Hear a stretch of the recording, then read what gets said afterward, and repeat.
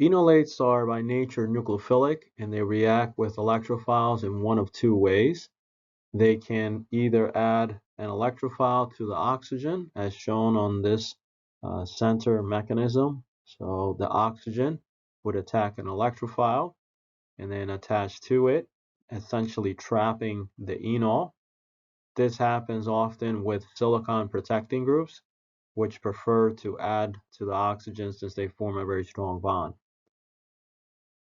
Some electrophiles, I would say most electrophiles, generally add to the carbon of an enolate.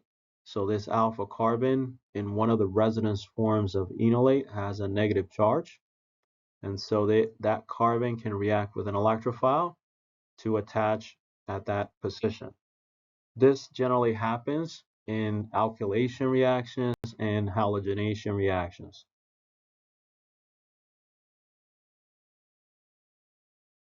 Enolates are great nucleophiles and they can react with a number of electrophiles. One of those are halogens. So if a ketone or an aldehyde is converted into an enolate under basic conditions, we can do an alpha halogenation.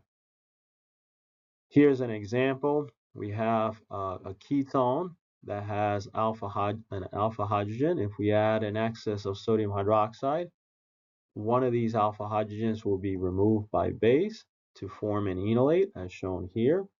And then that enolate will react with the chlorine. So we're using chlorine as a second reagent. That chlorine will add or substitute at the alpha position. So essentially, we're replacing an alpha hydrogen with an alpha chlorine. Now, this product here with the chlorine is actually more acidic than the original ketone because of the electron withdrawing group, which we just added, the chlorine. And so the next alpha hydrogen, which is this one here, can also be replaced by a chlorine. And then we can repeat that again on the left side. So there are two alpha hydrogens here that would also be replaced. Since as we continue to add chlorines, we're going to make the ketone even more acidic and therefore more willing to react in this reaction. So for that reason, it's very difficult to just simply replace one alpha hydrogen with a halogen.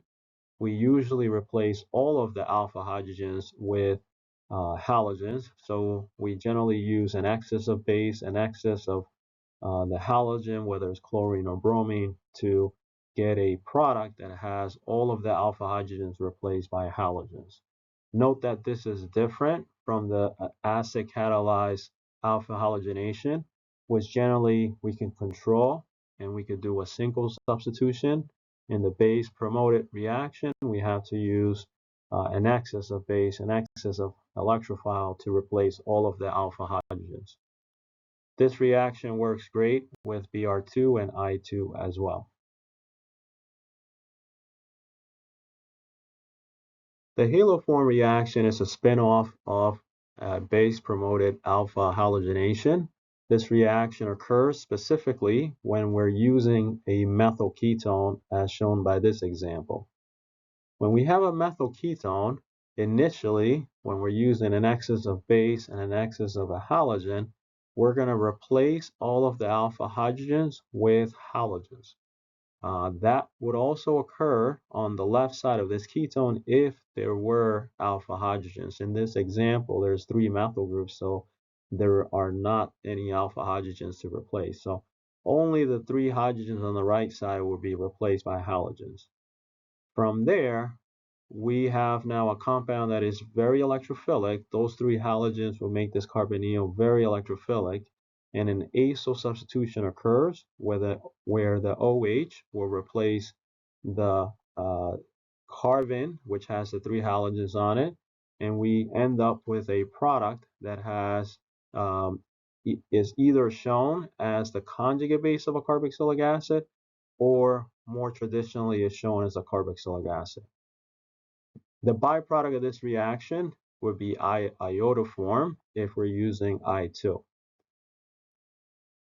Note that iodoform is a brightly yellow solid, and so this is a reaction that we'll talk about in a moment that sometimes is used to test whether you have a ketone that is a methyl ketone.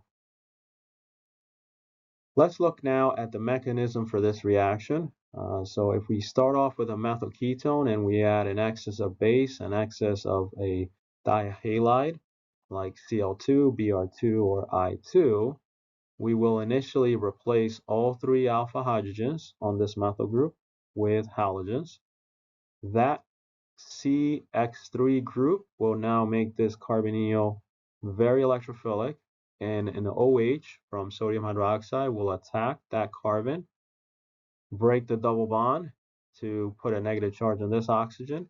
That gives us this tetrahedral intermediate, and then we do an acyl substitution where the carbonyl reforms and we eliminate this CX3 group.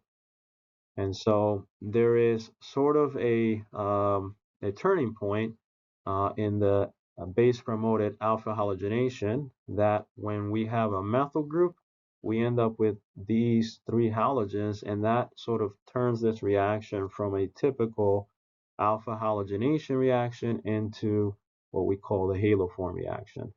So when we eliminate this leaving group, we end up with a carboxylic acid. Now, because this reaction is done under basic conditions, this carboxylic acid will be deprotonated and we get the conjugate base of a carboxylic acid. So that's what we see here as a product, but occasionally you might see a second step where we add aqueous acid, which will get rid of the base and also protonate the conjugate base of the carboxylic acid. So you might see the product of the haloform reaction shown as a carboxylic acid.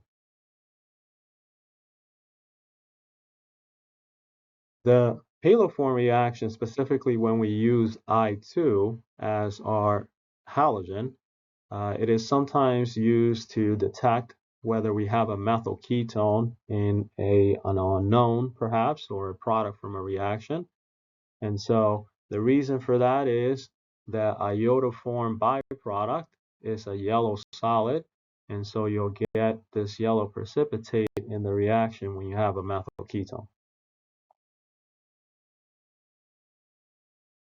Here's another example of the haloform reaction.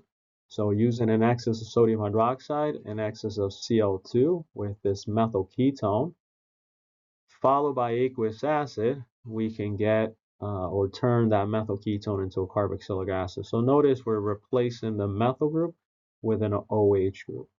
This happens because these alpha hydrogens are initially replaced by Cl chlorines, and then sodium hydroxide, or the OH specifically, will do an acyl substitution with this carbonyl to replace the leaving group here, and we end up with the carboxylic acid. The byproduct of this reaction will be chloroform. Here's another example. This time, we don't have a methyl ketone. We have instead an ethyl group, and so the alpha hydrogens, these two here, will be replaced by bromine, and so we get this just the plain old boring base promoted alpha halogenation reaction. Notice on the left side there is no alpha hydrogens, so nothing happens on that side. An important reaction of enolates is an alkylation reaction. So if we start off with a ketone or any other carbonyl, and we add a base such as LDA, we form an enolate. And then if we add an alkylating agent such as an alkyl tosylate, we would add an alkyl group at the alpha position. So in this example, we have an ethyl group here, so we're going to add an ethyl group coming off of this methyl carbon. So the product has the methyl carbon that initially was there in the reactant plus an ethyl group. Note that on the left side there is no alpha hydrogen, so there is no chance to do an alkylation on that side of the molecule. Here's a general example for the mechanism. So if we start off with a ketone and we add base such as LDA, the base would remove this alpha hydrogen, adding a negative charge on that carbon. And so notice we have produced an enolate. So the enolate is the conjugate base of a ketone or some other carbonyl. That enolate will then do an SN2 reaction on an alkylating agent such as an alkyl halide or an alkyl tosylate. Since this is an SN2 reaction, this is better when it's a methyl group here or a primary alkyl halide or alkyl tosylate.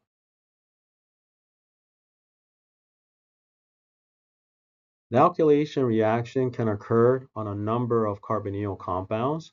For example, an ester, when treated with base and methyl bromide, would lead to a methylation at the alpha carbon. Note that for esters, that is the most acidic hydrogen, so that's where the reaction occurs. With a nitrile, we get a similar reaction. So nitriles, again, are lumped in with carbonyls because they do similar reactions. So we can add base to remove the alpha hydrogen, and then an alkylating agent such as this guy here is a methyl chloride, not a methyl chloride, but a primary alkyl chloride that would lead to an alkylation at that carbon. So note that we have a CH2 followed by a carbon with a double bond, and that's what we see in the product. We have a CH2 and then a double bond after.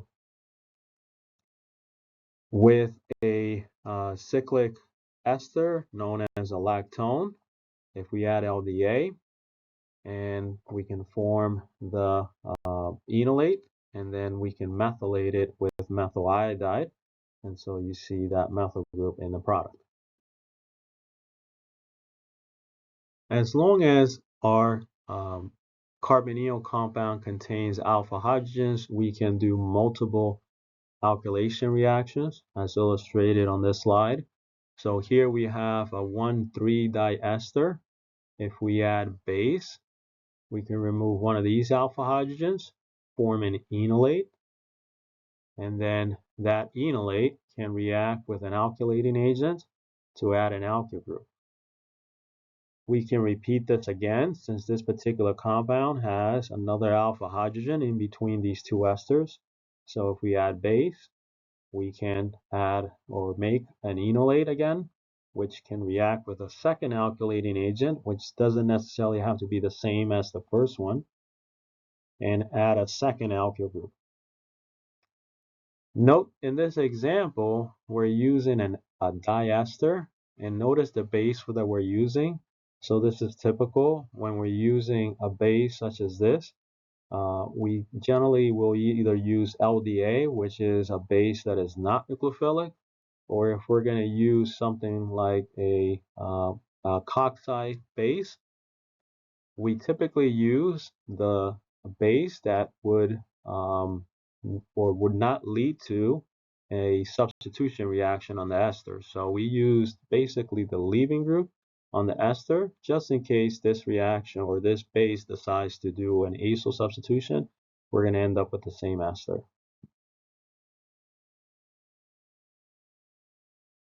When dealing with a ketone or a diketone that has multiple alpha hydrogens, we have to worry about enolate regional selectivity.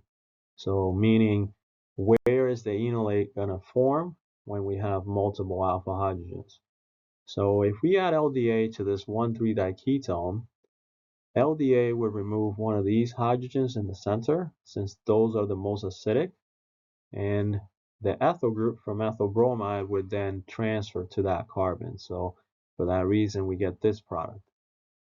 We can repeat another alkylation reaction by adding LDA, which will remove another alpha hydrogen from the center carbon, and then the methyl group from methyl bromide would transfer there. At this point, if we add base and methyl tosylate, we can add a methyl group to either the carbon here or the carbon here. It would not matter because of the symmetry of the molecule. So we would get a product that you see here. If we were to add LDA and another alkylating agent, the next reaction would occur on this carbon, as we'll talk about soon. LDA prefers to go after the least substituted carbon when you have a compound like this, so the alkylation would occur there. If we add LDA again, we're going to be dealing with a symmetrical compound at that point, assuming we added a methyl group on this side. So the alkylation would occur equally on the left side or the right side. When we're dealing with unsymmetrical ketones such as this, when we're working with enolates, we have to worry about whether the enolate will form on the more substituted side or the less substituted side of the ketone. Generally, with LDA at very low temperatures, we usually form an enolate on the less substituted side of a ketone. This is referred to as the kinetic enolate. So that would be the enolate that forms by removing one of the hydrogens, either one of these, on the left side of this ketone, which is the less substituted hydrogens. The reason we refer to that as the kinetic enolate is because that is the enolate that forms the fastest under these conditions. So LDA is a base that is a very strong base. It's also a very bulky base. So it prefers to go after the least substituted hydrogens rather than this hydrogen here, which has a methyl group sort of blocking partially the hydrogen. At lower temperatures, this is sort of enhanced. This effect is enhanced. And so LDA will preferentially remove one of the less substituted hydrogens more than if it was at higher temperatures. As a result of formation of this kinetic enolate, the alkylation occurs on that side. And so the product is referred to as the kinetic product or the kinetic alkylation product. Okay, so when we hear the term kinetic product, kinetic intermediate, that refers to the fact that that intermediate or product is the one that forms the fastest. Note that we can do a alpha halogenation with LDA as a base. So this is simply a base promoted alpha halogenation, similar to what we saw with sodium hydroxide. That typically, when we're using LDA at low temperatures, will lead to the kinetic enolate. So for this ketone, that would be forming an enolate on this carbon rather than this one. And so the halogenation would occur on that carbon. And so for that reason, we get this kinetic product here. Kinetic intermediates and kinetic products are typically formed from conditions that are non-reversible. They're usually involve non-protic solvents when we're dealing with bases. So if we're using a base as one of the reagents to form, let's say, a conjugate base like an enolate, by using non-protic solvents, we prevent the reaction from being reversible. Doing it at low temperatures also enhances the percentage of the kinetic intermediate and also the kinetic product. And also the fact that we're using a bulky base like LDA here also helps form the kinetic enolate and eventually kinetic product. Symmetrical ketones such as this, we can also form the thermodynamic intermediate or the thermodynamic enolate. And so that typically is done with a base such as sodium hydroxide mixed in with a protic solvent like water, which would allow an equilibrium to occur between this base, removing the more substituted hydrogen as well as the least substituted hydrogens. And so those reactions happen reversibly. So the base removes the hydrogen, then the water puts it back on, and this process goes back and forth, removing both the hydrogen on the right side and the left side and putting them back on. And eventually we're going to get to an equilibrium where we have a percentage of the kinetic and the thermodynamic enolate as well as the ketone. And for the most part, when we're doing a reaction on the thermodynamic conditions, meaning reversible conditions, the most stable intermediate, in this case the enolate, would be the one that is formed in the highest percentage. So when it comes to enolates, having a more substituted enolate is favored. So one way of thinking about it is if we have an enolate, and I'm going to redraw the starting ketone here. If we have our ketone, one of the resonance forms for the ketone or the enolate of the ketone would be having a double bond here next to this methyl group. Compare that to the other possible enolate, which would be this one here. And the methyl group is on this side, and the double bond of the enolate would be this way. So these are the two possible enolates you can get from this reaction.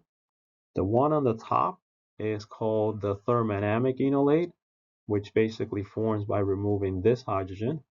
And this is the kinetic enolate, which would be from removing one of these hydrogens.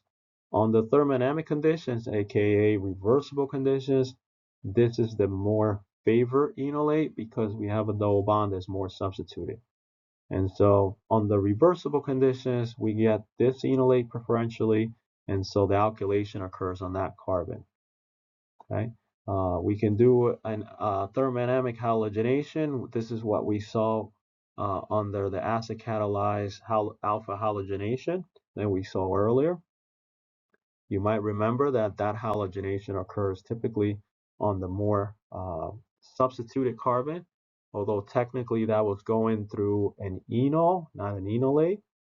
It formed the thermodynamic enol, which led to this thermodynamic halogenation product.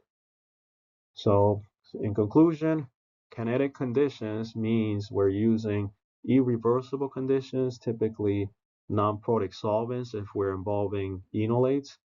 LDA is great for it because it's a bulky base. Low temperatures is also helpful. For the thermodynamic enolate, we want to form it under reversible conditions, which means using a protic solvent, using a base such as sodium hydroxide, which is not the greatest base.